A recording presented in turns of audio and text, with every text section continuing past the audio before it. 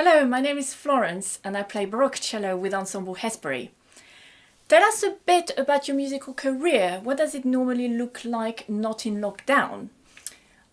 Well, I perform with Ensemble Hesperi. I have another group called Improviso, who I perform with. I teach cello, piano and theory, and I also have a job as a music intern in a school. Tell us about the specific instrument you play with Hesperi. I play a 19th century German cello, which was transformed into a Baroque instrument, Baroque/classical instrument by its previous owner.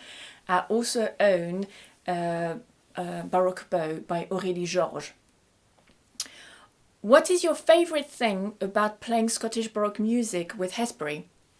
First of all, the people. They're great fun to play with and to work with. The music, the Scottish music itself is really fun, has lots of interesting bits, so you never get bored. There's always a surprise waiting for you at the end of a piece or something. So you never get bored. Mike asks, if you had to choose, which other instrument do you secretly wish you'd taken up and could play to a professional standard? I really wish I had done singing, really. I love the idea of being able to sing some of the most beautiful melodies while saying a text like in Bach, which is just incredible for me. Tina says, what other styles and periods of music do you enjoy playing or listening to? I enjoy a lot of things. I obviously love early music, I love classical music, I love romantic music.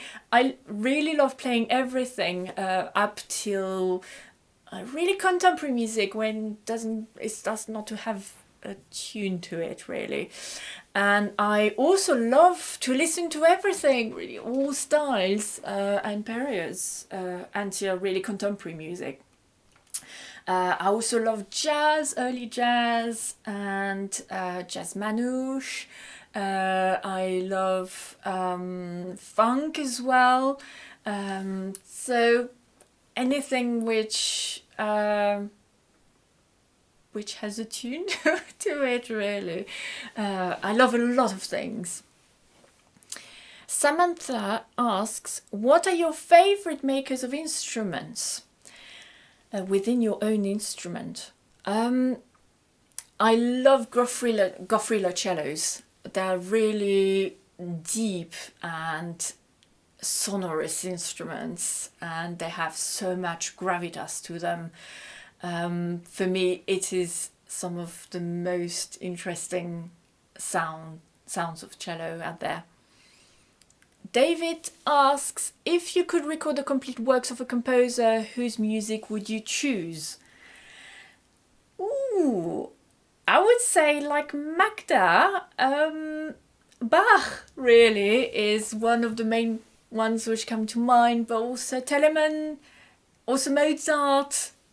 There are many I would do if I could. They're all a work of a lifetime, really. Linda says, it might be quite interesting to hear a bit about how you made the transition from students to professional musicians. Would you do anything differently if you had your time again? Any advice to your younger selves? Yes. First of all, be patient. It takes a lot of time, especially in a big town like London. There's a lot of people and there's not a huge amount of work for everybody. So it takes a bit of time to get to know people and have various work coming from different orchestras and things.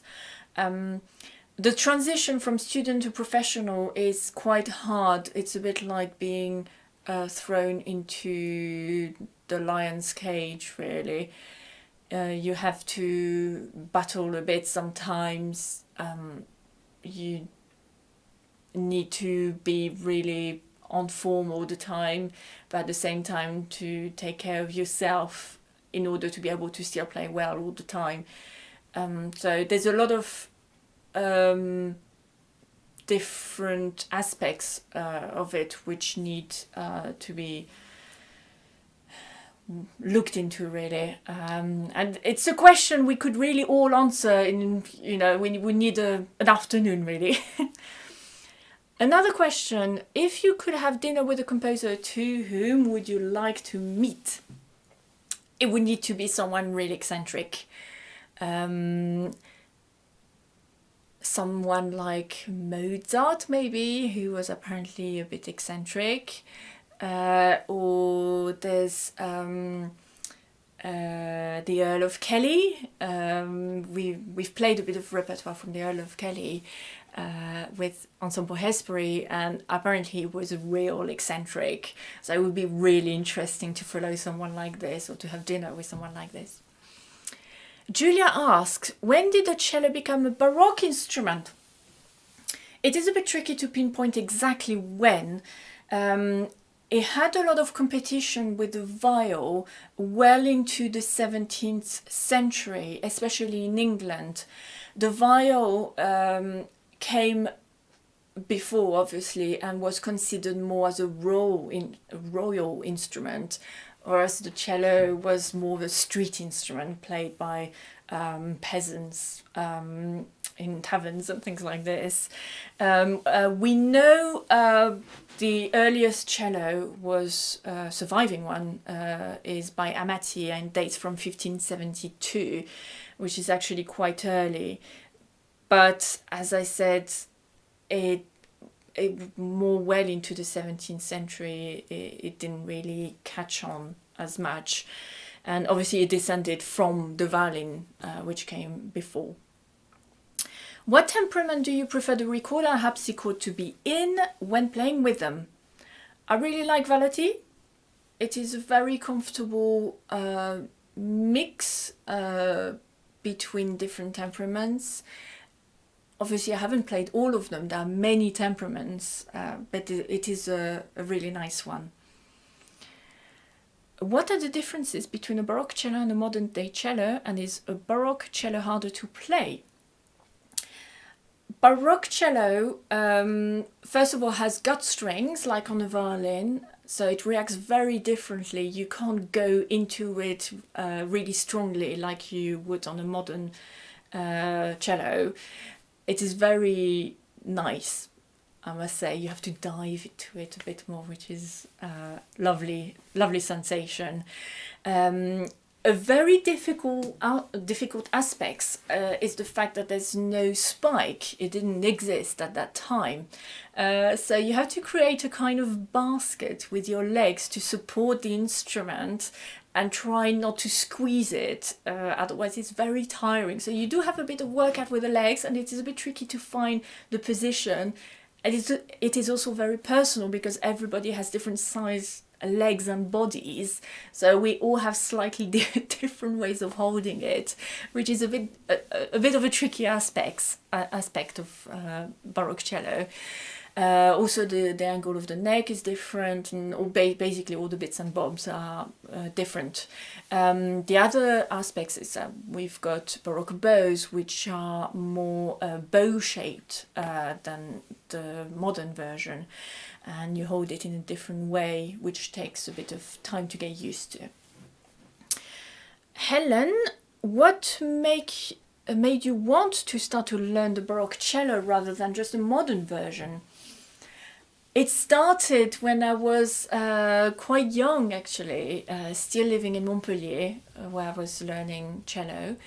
One of the teachers there had Baroque sessions where we would play some early music, and we didn't have gut strings or Baroque bows, but she would ask us to hold the bow further up the stick to feel that it was a bit lighter, and we would learn about things like hemiolas and things, which was really fascinating. And I loved the repertoire. I loved the fact that it was chamber music, like even in an orchestral setting. So that stayed in my head. And when I went to college, the Royal College of Music, I went to one of the open sessions to try out Baroque cello, and I loved it. And it went on from there, really. I loved the chamber music aspect, and even in an orchestral setting. And last question, what is the strangest thing that has happened to you on stage? I was in the same concert that Magda described, so that was a really funny thing. I would have loved to say that. A really nice story I had, really nice experience.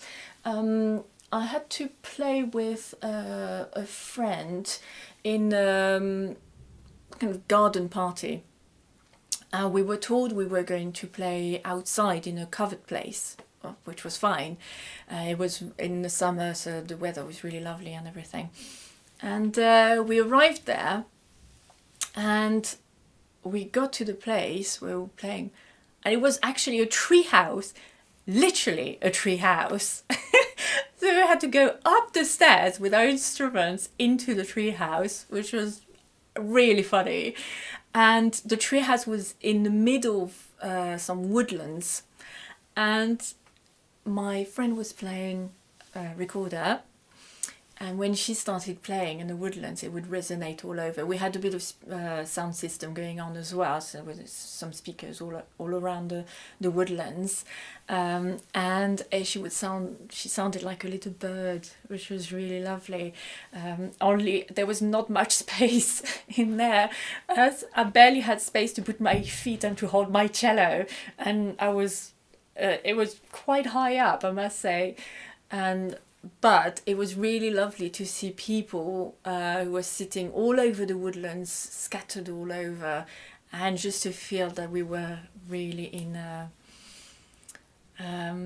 it was a bit like a fairy tale, really. It was lovely. Thank you for listening.